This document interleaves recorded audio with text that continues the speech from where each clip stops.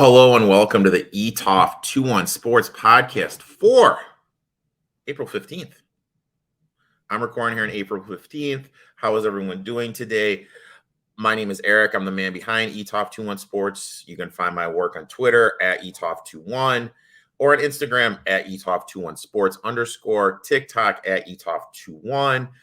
Getting a little bit better about posting content in there. You can see me on Better Than Vegas, giving you my NBA insights pretty much every day there's NBA playoffs. I'll be with Gino and Kyle. We've been killing it this week. It's been a good week. So hopefully you guys are following there. Wow, Easter weekend. And for those of you watching on YouTube, it's going to be a little different today. I have made the executive decision to go home. So it is early in the morning here on the 15th in Chicago. So I'm recording the little intro for those that are watching on YouTube. Early morning at my place. Brandon's going to be on later. I mean, when I'm driving home, I may be on the side of the road recording with Brandon. And then when Jim comes on to talk a little XFL, maybe I'll finally be at my parents' place. So it's going to be, like I said, it's going to be a little different with the audio recording stuff, with the visual video, whatever the hell it's called, recording stuff. So yeah. But I'm here, trying to help you guys make some winners. Boy, it's been an interesting week. Have you guys ever had that week where it's just like you're just getting shit on? Like that was basically my week. So Saturday I'm here. I'm doing my prep work for the NFL draft. Oh no, let me rewind. It started Saturday. So Saturday, go out to dinner and stuff starts hitting the fan with my old man. I'm constantly leaving the dinner table. And yeah, I'm leaving the dinner table to go kind of handle that situation with my folks and everything. And, try to make sure everything is there. And I keep leaving the table where I'm out to eat. And for those who don't know, I have like 50 weddings this summer. Standing up in pretty much every wedding, so I'm trying to lose some lb. So I'm really watching what I'm eating. I'm not having pasta. I'm not having the bread. Of course, the person whose birthday it is, they want to go out to Maggiano's, so we just go to Maggiano's, and I can't really have anything there. So, and I'm going back and forth out to the outside to talk on the phone. Come back in, and there's a person at the table talking, and I'm like, who the fuck is this? It turns out earlier in the week, one of these girls on one of those dating apps messaged me and was like, hey Erik, I know it's been a while.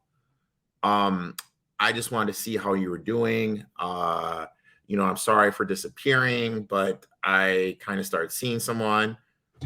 It's been a year and a half. You know what I mean? Like and it's not like her and I dated. We exchanged like 4 messages back and forth. And then she comes up to my table and she's sandbagging me, like to my friends. I'm like, what the hell is this shit? So all that stuff is going. So that's what happened Friday. Saturday, I wake up and I'm a very, what's the word I'm looking for? Very rhythmic person. I have rituals, I guess, schedule-oriented person.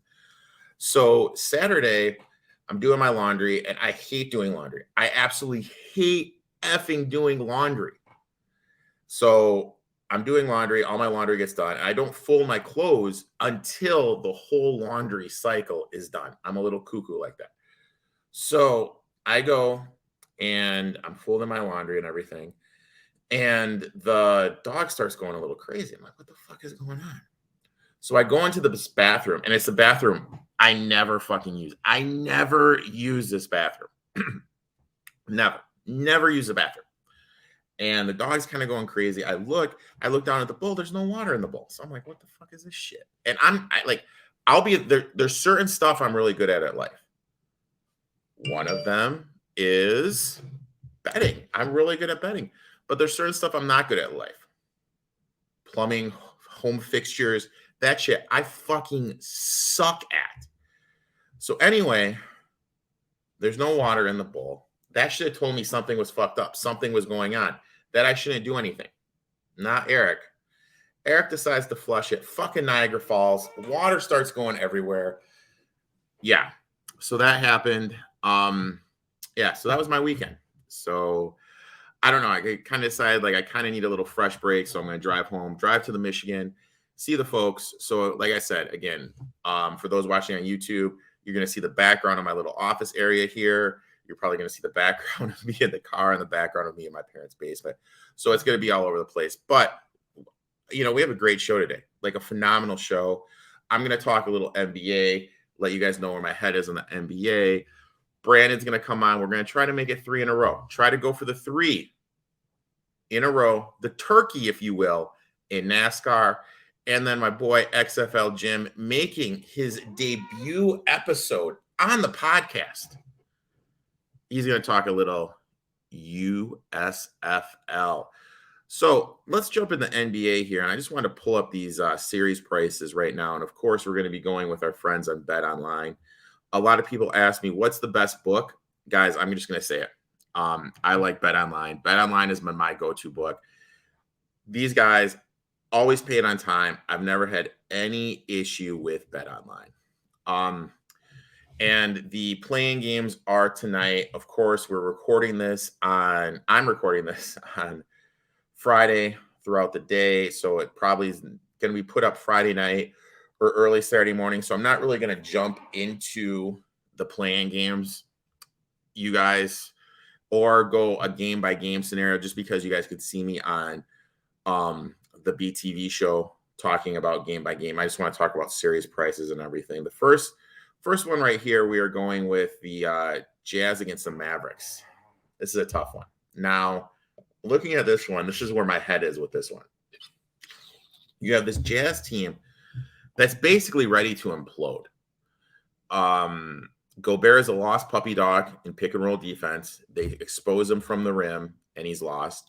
When he's not on there, the team really struggles defensively. And you have, I found this mind-boggling stat where Mitchell is only passing Gobert 2 times a game, which is astronomically mind-boggling. So there's obviously some issue going on there. You have the rumors of Quinn Snyder leaving. You have Joe Ingles, who was hurt and traded. So there's obviously a lot of stuff going on in that Jazz locker room. And in the NBA, with the locker room being as small as it is, it's worrisome and can lead to some issues. But on the flip side, you guys were watching on the BTV show when Kyle and I a month ago told you that the Mavs were the play. The Mavs out of the West, that was the bet to make with the level of defense they're playing.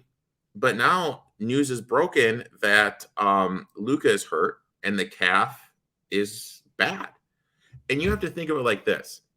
Today's Friday. This is the day that the NBA teams are required to make their injuries public to the other team. The fact that the Mavericks said something on Thursday, I mean, this is something that's more serious than we're realizing. And James Harden has shown if you come back from one of these muscle injuries, hamstring, calf, even Durant when he hurt himself in the NBA Finals, if you come back too soon, it can lead to long-term injury. So I expect the Mavericks to be really careful with Luka. But with what the Jazz have done, you know, they've blown a couple 20-point leads, the issues in the locker room, it's hard to trust anyone. I would kind of want to play a Mavericks series price here just because of the Jazz issue. But, excuse me, I think for now, this is going to be a pass. Next series, you have the T-Wolves against the Grizz. I mean, if I were to tell you guys during the playing game, Towns would have 11 points. Towns, Beverly, and Edwards were going to be in foul trouble. And Paul George is going to score 34 points. You guys are like, whoa, Clippers win. Clippers blew a 10-point lead. I don't know. The T-Wolves, this team is young. Finch, I'm really not. He took some gambles, leaving those guys in with foul trouble. I really am not sipping their Kool-Aid. The Grizz, I love the Grizz. I think they can make a run, but the Morant injury is worrisome. At these prices, there's no way I'm going to be able to get invested in either one of these teams. So that's a pass. Next one. Now, this is the one. Anyone that's listened to anything I've done knows this is the one I've been hyping. Raptors against the 76ers. And a quick little story about old Uncle Rico here. Uncle Rico doesn't really talk to anyone about sports. He just kind of keeps to himself, does his own thing, just because I don't want people's opinion to sway my opinion. That's when I watch sports. I watch it with the sound off. So that way I'm seeing, I'm learning, and I'm making my own opinion on stuff. And with that being said, I have everyone I'm talking to, and I don't want to talk to come up to me and say the Raptors are going to beat the 76ers. That's why I'm worried about playing a Raptors price, just because I feel like everyone's going to be on the Raptors and they're going to be the quote unquote public dog, and public dogs historically always struggle in these playoff series. They really have no size. The Raptors, that is, but with how they play defense, it goes against the 76ers. You have to think Nurse, who's a great defensive coach, is going to have something planned for Embiid. But at the end of the day, it's like I said, it's really hard to trust the 76ers because I'm not a Joel Embiid guy. He gets so many points from his free throw line, and if the game's being called tight, and if he doesn't get to the line, that's going to be an issue. So, yeah, at the end of the day, unfortunately, this is just another thing where it's going to be a pass for me and something I don't want to get involved in. Next one, we got the Nugs and the Warriors. Again, I really think this Nuggets team is tired. I think that the grind of them getting in the 6th seed, not having their second and third best player, I think it was just too much to them. Joker's tired. Barton, Morris, all those guys are tired. Don't get me wrong. Great effort, insane effort to get into the 6th seed. And I mean, look at what the Lakers did without AD and without LeBron. And then you look at this Nuggets team, what they've been able to do. It's just absolutely crazy to me that they did have this biggest success. But on the flip side, you got the Warriors. You don't know what's going on with Green. You don't know how much Clay is going to be able to do. You don't know what's going on with Curry. And how is Jordan Poole going to react when he goes back to coming off the bench because of Curry coming back? So, yeah, I'm sorry, but this is another one that's a pure stay away from me. Now, next one right here, this is the one I want to get involved in. I really think the Celtics are going to get this done. I think at the end of the day, the Nets just have too many issues when Kyrie or Durant are off the court.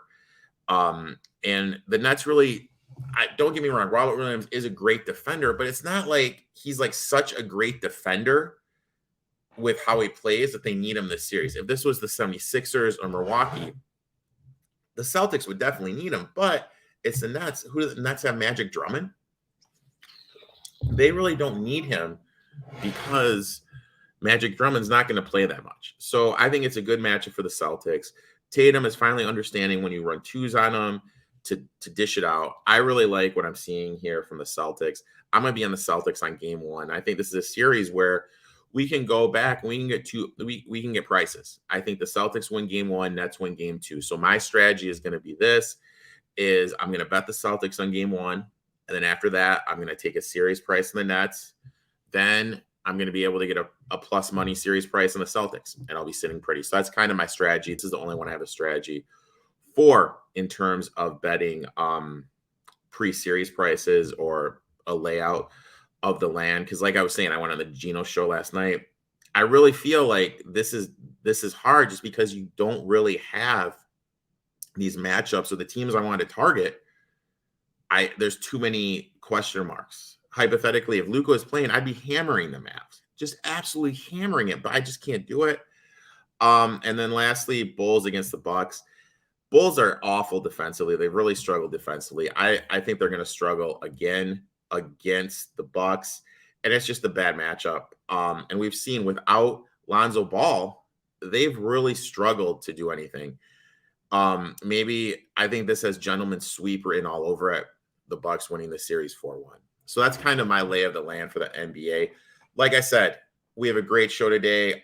Sorry for the visuals if you guys are watching on YouTube with me bouncing all over the place. And remember, we're starting to do more live videos. I'm really getting the live videos thing. I'm really going all in, really looking to be more part visually with you guys. So every interview that I do is going to be live on Twitch. So make sure if you want to watch it live and interact live, you can ask us questions.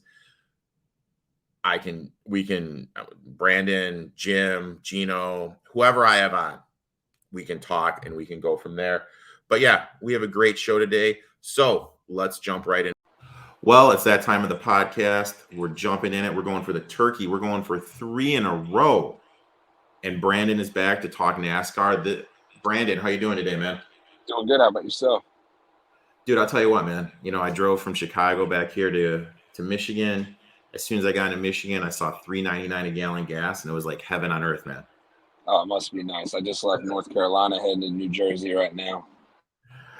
Oh my God, New Jersey. We'll have to save that for another pod, my run in New Jersey. So you're on the road. We'll make this quick. I have 4 bets that I like. No, I have a couple more. Sorry. I have 5 bets I like. My bad. Oh, 5 okay. bets I like, 3 head-to-heads, and 2 straight-ups.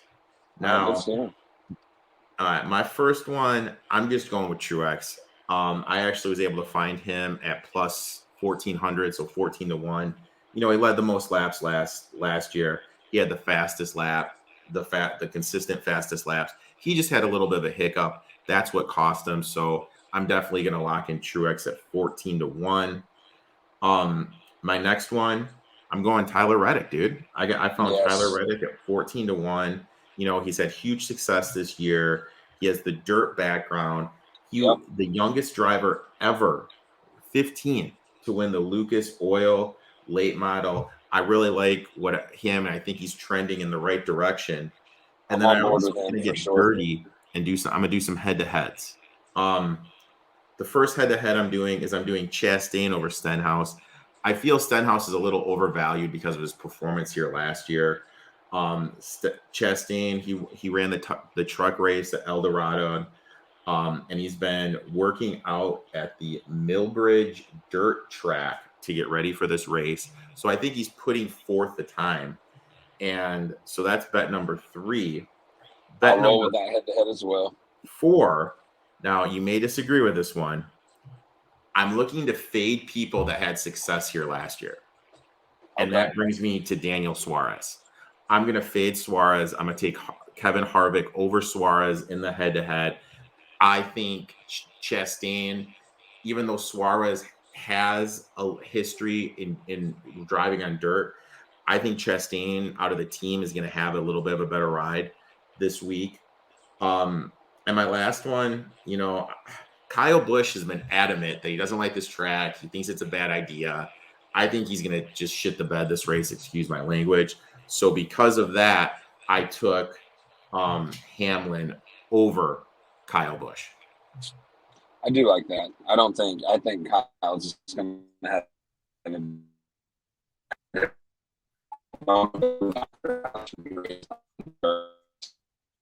Oh, dude, you're cutting out a little bit, buddy. Can you repeat that? I said what's going to I'm happen sorry. is I'm running through a bad spot. You No got worries. me? What were you gonna say? Yeah, I got you, man. I said I'm with you with fading Kyle because it's going to be one of those weeks that he'll be able to complain and moan to the media and whine about why the track's not good and why they shouldn't race on dirt. And I definitely see him having a bad race and just whining about it after. Yeah. And the other guy I was looking to fade, but I couldn't find any head-to-heads before they took the odds down. Almirola. I'm just not an Almirola guy. I think he's gonna struggle at this track. If I can find whoever, I mean, like, don't get me wrong, with someone like a Bubba, I'm not gonna do it. But yeah, I would definitely look to take fade Almirola. I like that. I do like your Truex. I'm definitely on board with the Reddick. The one guy I'm going to go with a little bit smaller odds, and just because of his dirt history and how well he really races dirt, is Christopher Bell. The kid can sling dirt left and right. He's been racing dirt races throughout the week, all year. He did it in the off season. If he's not in a cup car, he's on dirt. So I like him at 8 to 1. Mm-hmm. I know you said you want to fade Suarez. I'm going to go the opposite direction. What is he straight odds to win the race? He's only 30 to 1, and in my eyes, that's a little too low. I don't mind it, though. I don't mind it if you're going to sprinkle it around, only because the success he did have last year, I do like. And then also the success you're seeing from in this new car this year, I'm just thinking he'll be able to transition that and carry on the momentum from last year. Mhm. But Okay. I do like Reddick, so I'm on board with that. I'm on board with Bell. I will grab Suarez as that high one. Still rolling Harrison Burton. I'm not giving that up because if he does hit, then it seals us, everybody that's betting him for the whole season. And I'm still locking him in to get one win this year. And yeah, that's where I'm at with it. It'll be an interesting race, especially with the new car. Yeah, it's really going to be interesting. It's Easter night. You know what I mean? So go wolf down some food with your family, put out a little stuff with with the kids. You know what I mean? It's all good, man. It's all good, It's a Yeah, and great night for racing. We got some it's crazy. NBA that die. It's crazy because they don't ever race on Easter weekend. So I'm shocked that they even have a race this weekend. To be honest with you. Yeah, I'm a little shocked too, but you know what? It is what it is. It is what it is, dude. So, I'm excited for it because like historically, like you said, they've had nothing this race. We have nothing to do. Now we got something to do Sunday. Yeah, You need a NBA little family, playoffs. you need a little family time out. You can get away.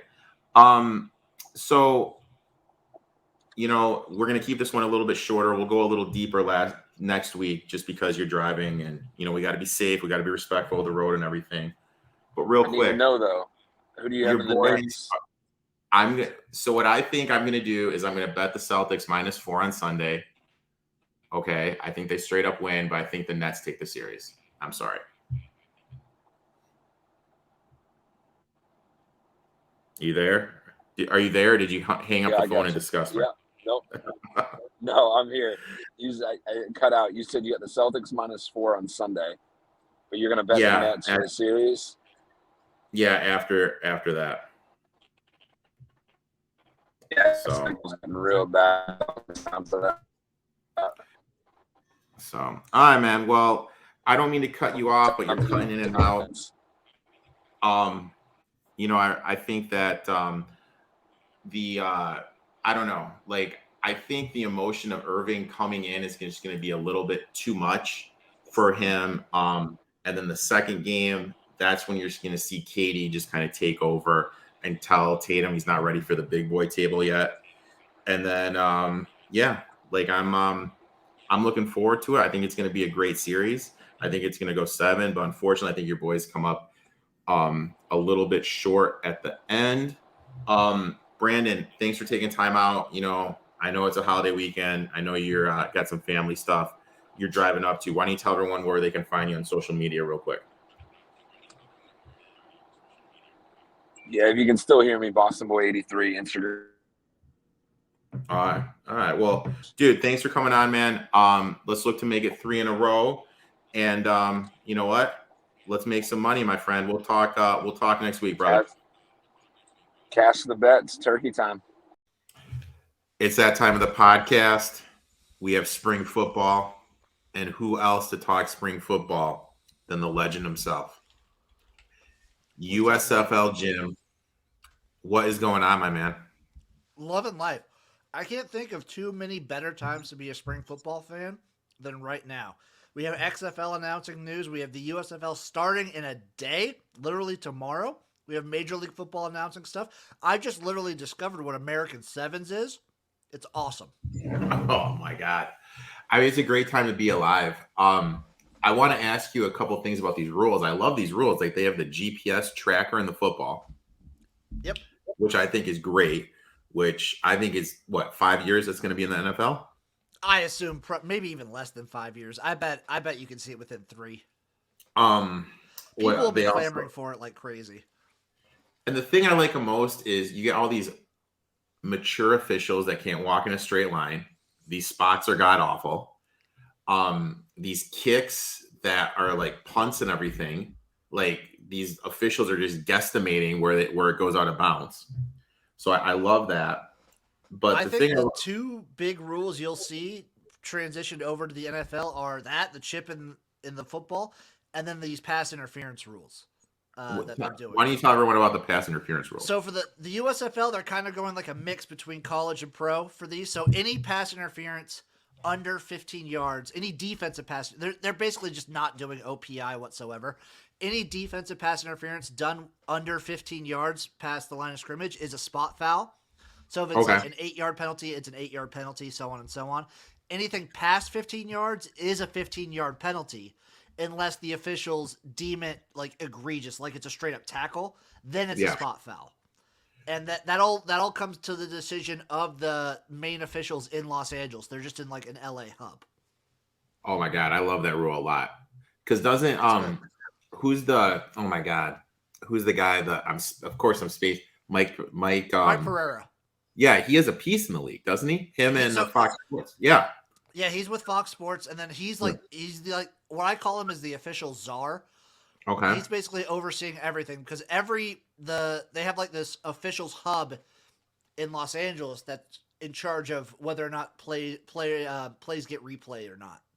So they're in charge of the replay system and whatnot. Everything goes through them. Okay. And this is going to at least be here for a year. I mean, Fox Sports owns it, so I mean they're not going to pull it. And what I've noticed is with everything going to live stream, they want live sports. So I think this is going to stick around at least for a couple of years, which is great. The USFL, I would imagine so, especially with like all the betting partnerships they've gotten. I would think 2020 with the XFL kind of showed that spring football can manifest and last. If it weren't for a giant pandemic ruining everything, that 2020 season would have been amazing and would have continued, and we would still see spring football succeed. I think they kind of paved the way, and you're seeing that the USFL, XFL, these leagues can be viable. Yeah. I mean, they were drawing 3 million people. They were drawing more than Major League Baseball would literally chop off its left nut to draw 3 million for a game, dude. Like, you know what I mean? Like they're all they have to compete with. Like, football is the sport in the United States. All they have to compete with is the NBA playoffs are rough, but it's the start of the playoffs for now. Yeah, it's People are probably going to watch football. NHL playoffs, and then MLB regular season. No one they're gonna dominate the market. And you saw it with the XFL, and I feel like you'll see it with the USFL when they're on the major networks, when they're on a Fox or NBC, you're gonna get numbers. And the Sunday games, a lot of those are gonna be on like USA and the backdoor networks. You're gonna be seeing numbers on USA that you don't see super often. Like those are gonna be major numbers for those networks. Oh, I agree 100%. I think this is great. And the thing I like the most, and I was thinking about this today, I made the drive to see my folks today, a nice little 4-hour commute from Chicago to mid-Michigan. And you can go for the normal kick, 15-yard kick or whatever. You can go from two from the 2-yard line, but you can also go for 3. I'd go for 3 every single time from the 10, man. So they're kind of doing an XFL light thing here. So the XFL, you can go for 1 from the 2-yard line. You can go for 2 from the 5 or 3 from the 10. Mm-hmm. XFL eliminated the kick entirely. USFL is keeping the PAT kick. Yeah. I think what you're going to see is I think the math checks out that it's smarter to go for 2. I think you'll see a lot of teams going for 2 more often than not, especially sometimes the kickers in these leagues are iffy. They're not automatic, so to speak. So I feel like going for 2 is a really smart bet. And then I love the option to go for 3 as a nice comeback mechanic. It's great that like 9 points is a one-score game. It's going to be opening up. So I mean, just think about how much money like us as gamblers lose by a point. I mean, there's going to be so many swings. It's going to be absolutely insane. And me being me, I would go for 3 every time, and I can't wait to just watch Jeff Fisher's confused face trying to figure out what to do. You know what I mean? Like he's going to be just confused. So now you've done a great job of kind of previewing the league, some great team previews and everything. I just want to pull up these future prices before we start talking about the games here. And, we're seeing my Michigan Panthers at plus 450, the Tampa Bay Bandits plus 450, New Orleans Breakers plus 550, the Philadelphia Stars plus 600, the Pittsburgh Maulers plus 600, Houston Gamblers 700, the Generals plus 700, and the Birmingham Stallions plus 700. I mean, those odds tend to think the league's going to be pretty, pretty neutral. There's not going to be one team. I think based on when the draft was concluded, when I was with all the guys at SGPN and whatnot, when we live covered the draft, I think our main takeaway was this league's going to have some real parity. The way they did the draft, where you did it by position, means every team gets at least the number one guy in one position group. And I think that's a real important thing for what I think that's displayed in these odds here. So, like, if you like a favorite, like the Michigan Panthers, they're the favorites, and they've been the favorites from the get-go. But if you like them, still take them, because they're not you're not like they're not plus 110 while everyone else is like 350 and back. Everyone's real close. So basically, like, if you like a team, just take that team. I've been on the Stars from the get-go, and I think at 6-1, I still really like them. The Breakers are the ones that I've seen the biggest movement with, because the Breakers started at like 7.5, 8-1, and now they're already like the third best team, like odds-wise. They've seen the biggest movement. Now, Michigan Panthers, born and raised in Michigan, they're my adopted team. I mean, I have Jeff Fisher as a coach, and I have Shea Patterson as a quarterback. Already, I think I have two strikes against me. So, I would go with I don't look at Jeff Fisher as like a 7 and whatever coach, because that was in the NFL. You can't judge these guys by their NFL tenure. He's one of the most storied coaches in this entire league. Like, out of all these coaches, he's one of the more successful guys. Yeah. And he's the only defensive-minded coach. All these other guys have an offensive mind, so he's kind of got that going for him. Shea Patterson is the wild card here. It really depends on what we see out of him. If you're high on Shea Patterson, pound the Michigan Panthers, because I think they have a lot of weapons on offense that if he's good, they can exploit. If you're not on the Shea Patterson train, fade this team into oblivion, because like it's either him or Paxton Lynch. I'll give Paxton Lynch credit. He's trashed and burned. He's given it the try. He's back in the game. He's trying to make a run. So I will give him credit. Now the games start off tomorrow. Now you and I were talking off air. These totals are just dropping like flies. I mean, yeah, I assume, I was wondering if like Fox Bet, since Fox Bet's the one who set, like they get the lines first, obviously, because it's a whole Fox thing. I'm wondering if they set the totals really high just to draw people in. Yeah. And then now they've kind of, like, the market's kind of course corrected. There's only one game that I even think about taking an over in this week, just to let everybody know. There's only one game I even think about it. See, in the AFL, that first weekend, and then the XFL, I just pounded every first half under. And for the life of me, I cannot find any first half lines on any of these. Yeah, they're probably going to go a little slower on the first half. If you went with like full totals, like I was pretty. If you look back, I think half of the games in the XFL and half of the AAF went under and half went over week one. Okay. But you had like really big offensive, like you had Steve Spurrier just pounding people. You had like DC defenders going nuts. Like it was weird. With the USFL, since there's only 8 teams, there's 4 games. I like one over. There's only one over I like in this entire league, week 1. Okay. All right. Well, this first game, we have the Stallions laying 2.5 against the Generals. The over-under is 42.5. Do you have any thoughts here? Because I'm tempted to take the Stallions just because their quarterback played for Holtz. So, if you're leading the Stallions, the reason you're wanting to do that is A, their quarterback played for Holtz. I'm not a huge Holtz guy. And B, the Generals' quarterback situation has been up in the air recently, ever since Ben Holmes went out with a fractured foot. Okay. Their backup was DeAndre Johnson, spring league veteran, and then it was Luis Perez, who's a veteran of he played in the AAF, he played in the XFL, loved the guy. It's going to be one of those two, and we still don't know exactly who's going to be starting yet. So that's why maybe if you're leaning towards the Stallions, you go with that. I like the Generals here, and this is basically like either one of those quarterbacks I feel like is better than what the Birmingham Stallions have trotted out. And I trust Mike Riley more as a coach than I trust Skip Holtz.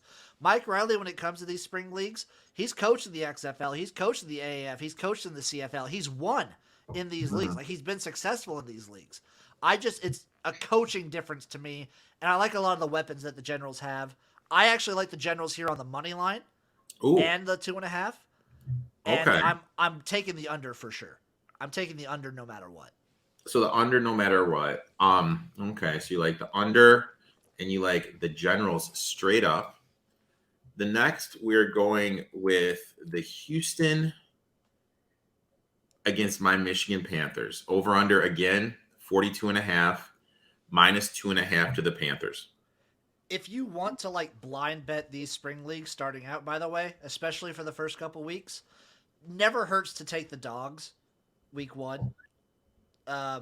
And then unders. Just bet, like, if you're fine doing it. Because like we really don't know, especially with the USFL.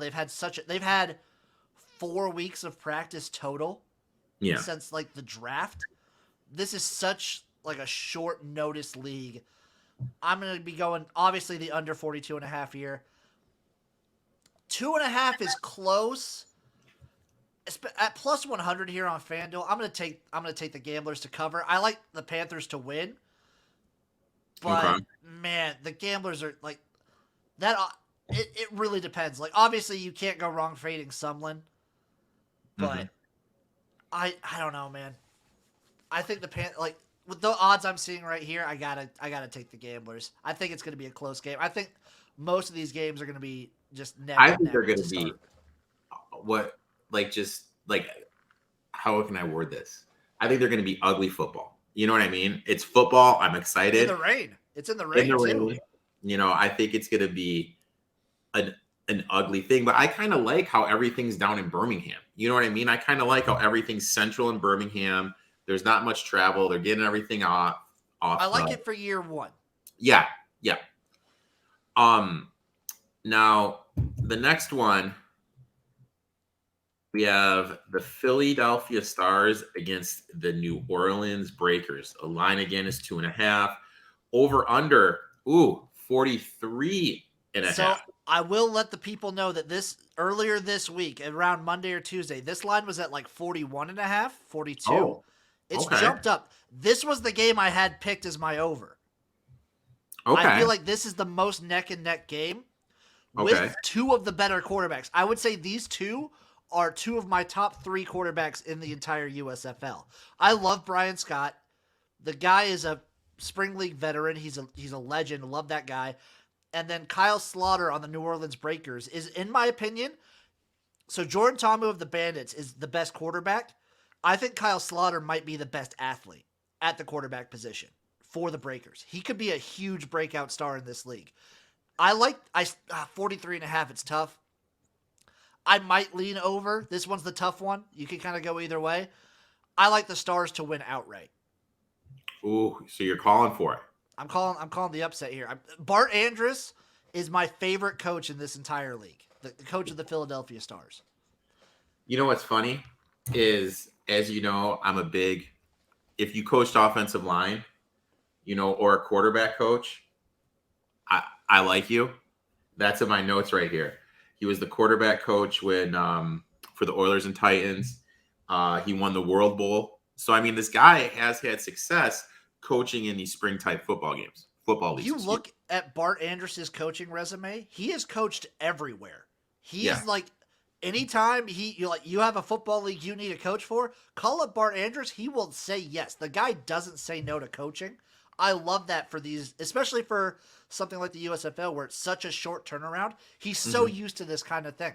He coached Team 9 in the XFL in 2020, so he's just used to like players coming in and out. Yeah, I like him a lot here. Now let me ask you this. So you said that this Philadelphia Stars and Breakers game is the game you think is the highest scoring, correct? I believe so. Okay, so I know you're a fantasy football player, my man. I know you are, right? I am. And DraftKings. Yes, I already have a lineup. Oh, Okay, because I need to make another lineup. because my question was, do you think we should attack this game? I would say yes. I would say definitely attack this game. I think you can get Brian Scott for a decent price. I think you can get Kyle Slaughter for an all right price. There's a lot of receivers in this game that I would really try and target. I don't know if I would specifically go for any running backs. I think the main running back I'm trying to decide on is if you can get a key on who the Bandits are going to be rolling out at running back, because Todd Haley loves to just like get one running back and just stick with him. If you can get a key on who's the Bandits running back or whoever the running back one is for the Panthers, because you obviously Jeff Fisher's going to want to run it. I think that's what's his name, Stevie Scotty for the Bandits. Stevie Scott the third.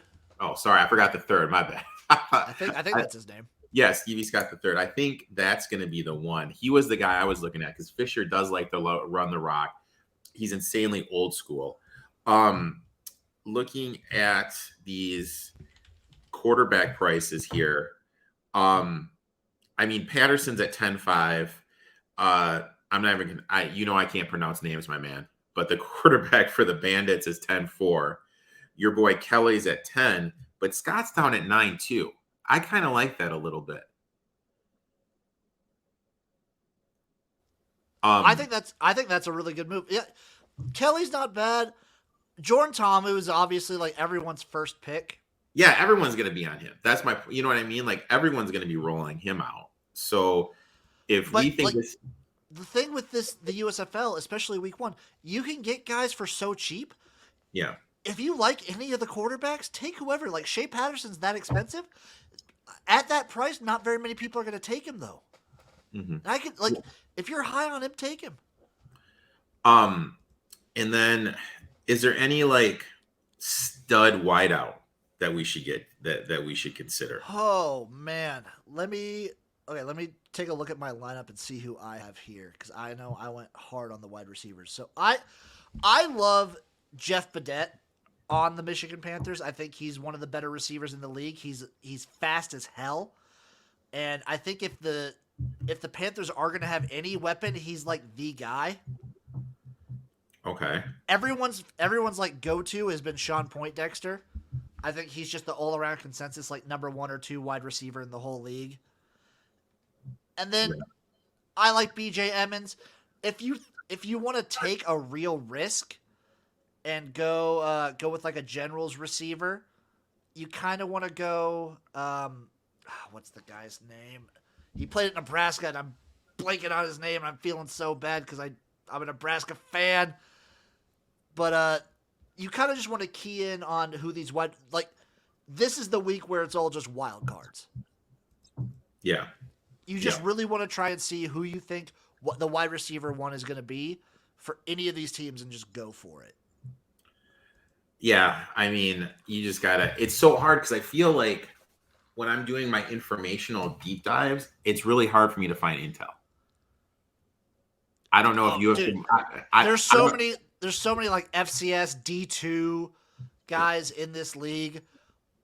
Like the one that I've been keying in on that I don't know how many people are high on him.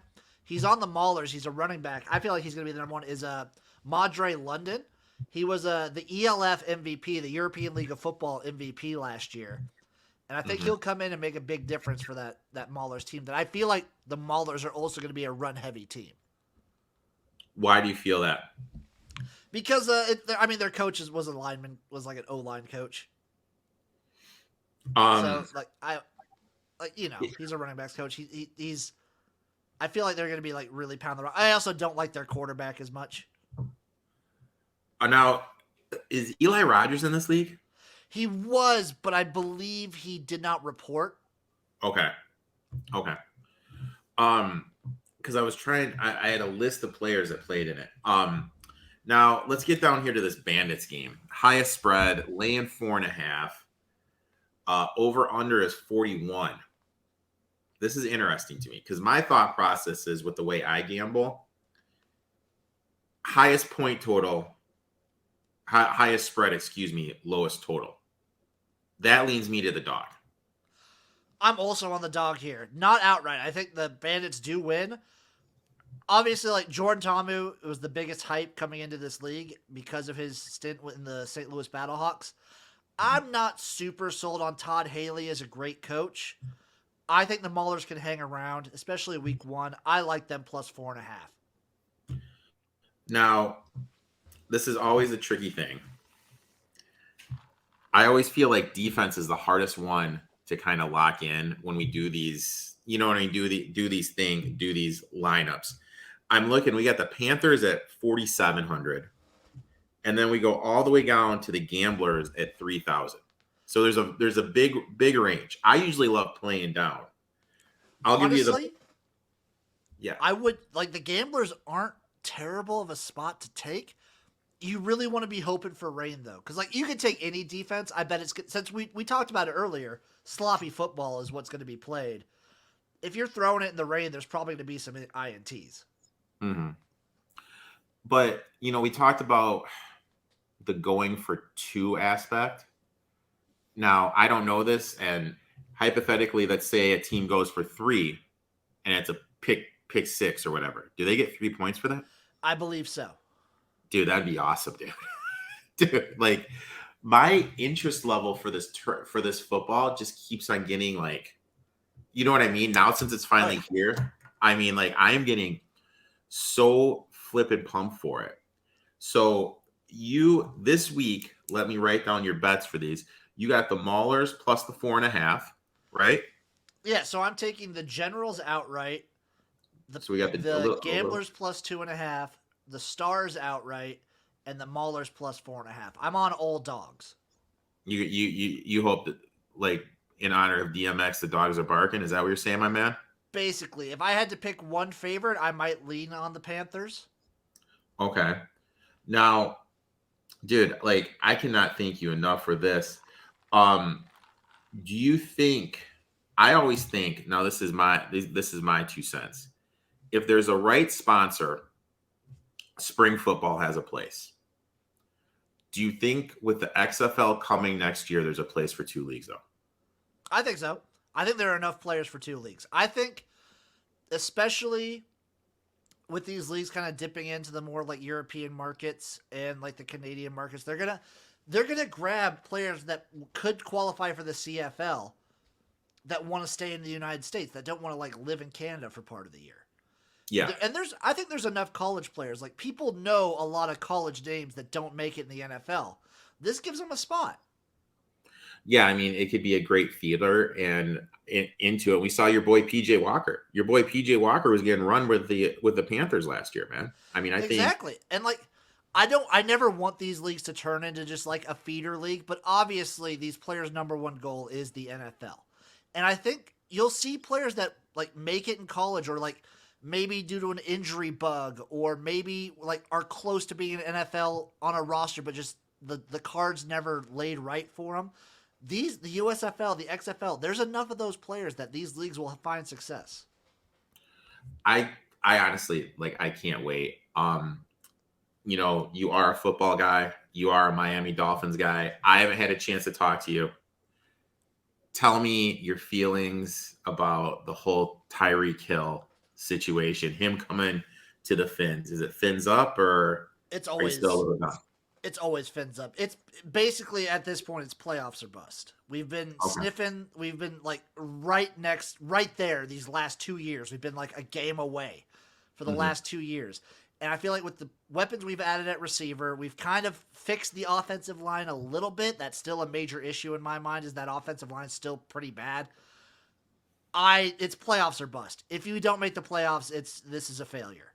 I don't know if it's like Tua's fault or whose fault it's going to be, but it's somebody's fault in this season, and this team is a failure if they don't make the playoffs.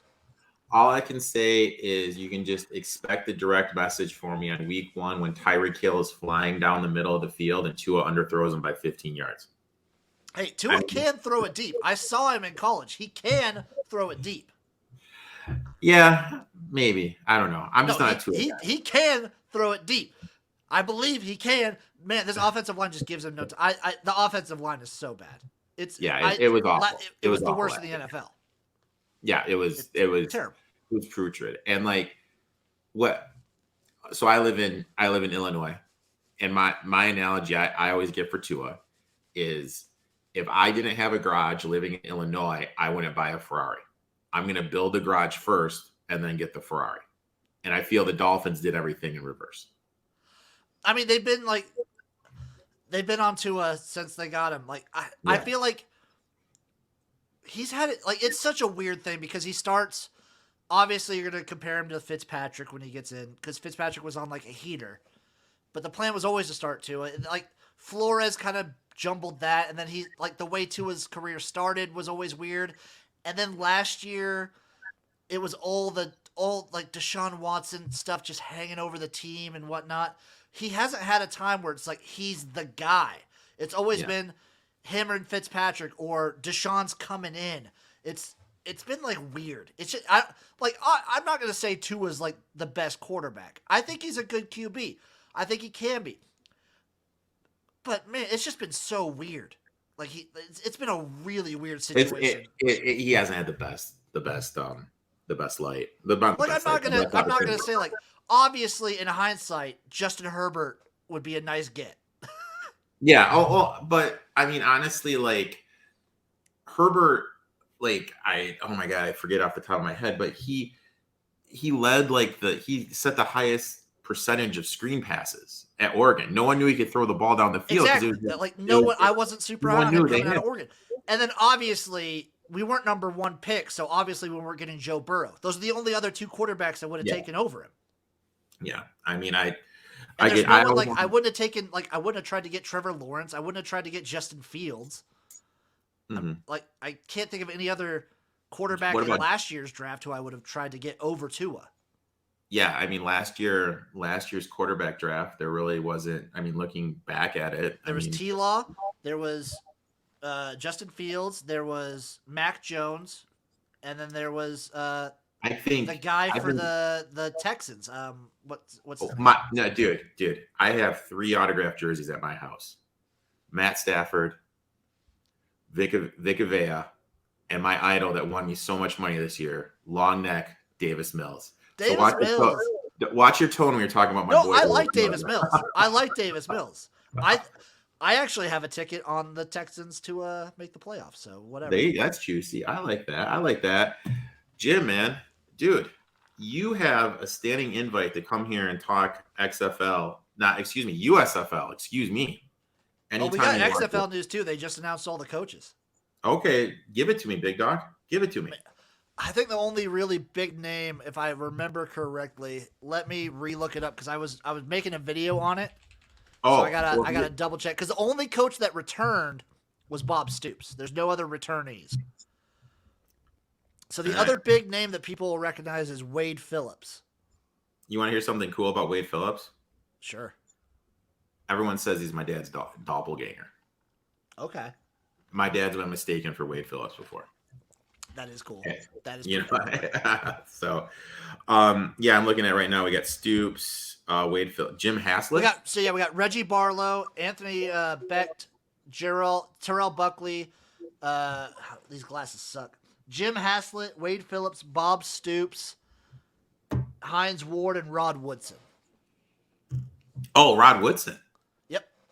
I like that one a lot. I like Rod Woodson too. I like the mix. I like the mix of they got some younger guys in here, like some guys who are in their mid-40s, some HBCU guys. I like that. I like getting them. And then they got the experience, like Bob Stoops coached in the XFL before, like that move. Hines Ward's been around football forever. He's kind of like this version of the XFL's June Jones. Okay. Like 2020 had June Jones, who had been around forever. This one gets Hines Ward. This one gets Wade Phillips. What about Mark Trestman? What about my boy Tressie? Man, he could go back to the CFL, I guess. I don't know.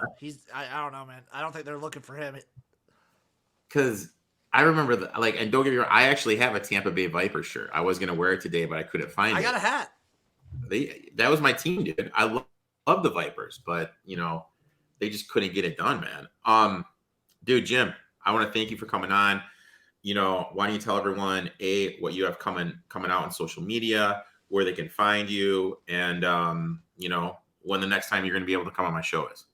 Yeah, so at XFL Jim on basically all social media, Instagram, TikTok, Facebook, Twitter, Instagram, all over. With the USFL approaching, I'm going to be doing a preview show that hopefully will start coming out on Fridays next week. It's going to come out on Saturday this week, but it will start coming out on Fridays. And I'm going to have a recap video show every Tuesday. Every Tuesday there will be a recap show. So recapping Tuesdays, previewing Fridays, and then Spring Fever every Wednesday night. I talk all things spring football. I don't just talk to USFL. I talk USFL, XFL, MLFB, fan-controlled football, CFL, ELF, X League, American Sevens, which is like American Sevens is one of my favorite things now. It's no pad, full contact. Now, I also have to ask you, what's this next week on the cooking show? So I'm actually basically after this show at 9 p.m. tonight, I'm making tailgate food. So I'm doing wings, Little Smokies, and meatballs for your USFL tailgates. Oh, you know what, dude? I have some recipes. I may have to make a cameo on your cooking show, dude. We can Chef Boyardee some stuff up, man. Dude, it's an open invitation to everybody. I look forward to that. Jim, anytime you want to come on, talk some football, you're always more than welcome, man. I look forward to talking to you again. I wrote down all your bets. I'll be tailing some. Let's make some money. And thanks for coming on, my man. Let's do it anytime, my man. So that's it for the show, guys. Thanks for tuning in. Like, subscribe, leave a comment, whatever you could do. Like I said, I'm going to be going a lot more all in on this live stream and the podcasting game. So anything you can do, support, greatly appreciate it. I'd like to thank my boy Brandon coming on, talking NASCAR. Sorry about the audio issues. He was driving from Carolina all the way up to Jersey with his girl. They have a family function. And of course, I'd like to thank my boy XFL Jim, who turned into USFL Jim, who's going to be coming on more and more and more. Make sure you check me out every day. Well, there's an NBA game on the BTV betting show. That's it for this week's show, guys. I'll be back next week. Like, subscribe. Let's make some money. Until next week, boys and girls.